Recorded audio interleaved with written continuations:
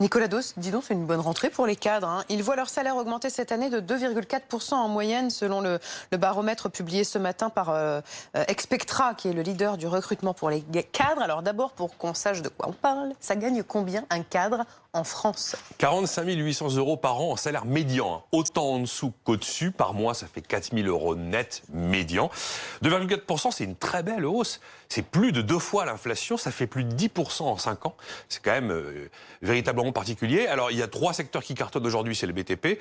Vous avez la finance, comptabilité et le commerce marketing. Mais c'est une belle année, encore une fois. Mais pourquoi les cadres ont-ils la chance d'être les plus augmentés par rapport aux autres salariés? Il y a le plein emploi chez les cadres. Le taux de chômage des cadres, c'est 3,5%. C'est une population recherchée. Quand vous recherchez des gens, ça se voit sur la fiche de paye, tout simplement.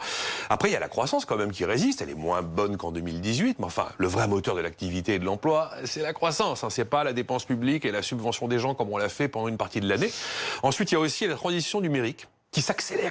Les boîtes vont hyper vite.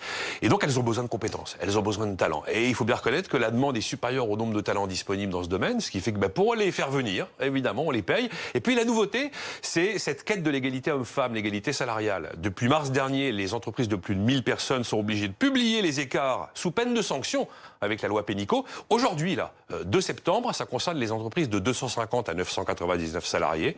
Là aussi, avec des menaces de sanctions. Donc, ça tire les salaires à la hausse, globalement, notamment ceux des femmes, et ça participe à la hausse moyenne des rémunérations. Bon, mais si on sort de ce paramètre homme-femme, ça confirme quand même que la formation, les diplômes, la montée des compétences, c'est l'arme contre le chômage. C'est la principale, parce que la croissance, ça fait pas tout, c'est bien. Mais face au coût du travail plus élevé chez nous qu'ailleurs, ce qui fait la différence, c'est la compétence des gens. Et on le dira jamais assez, 80% des chômeurs n'ont pas le bac ou à peine le niveau bac. Le problème central, il est là, d'où l'importance de la réforme de la formation. Alors, belle année effectivement pour les cadres, mais ça a son revers. Vous avez vu qu'on a commencé à leur faire payer la réforme de l'assurance chômage, avec la dégressivité de leurs indemnités, mais sans rendre dégressives les cotisations qui vont avec.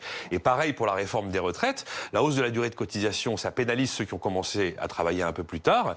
Et puis, dans la réforme des retraites, il est aussi prévu qu'au-delà de 120 000 €, bon, ça concerne 300 000 personnes, mais au-delà de 120 000 €, vous n'avez plus accès à la retraite par répartition traditionnelle. Et puis, le gouvernement qui cherche des économies aussi, pour l'instant, l'a écarté, mais enfin, on ne sait jamais. Les allègements de cotisation au-delà d'1,6 SMIC, donc pour la population cadre, il n'est pas évident qu'elle soit pérenne définitivement.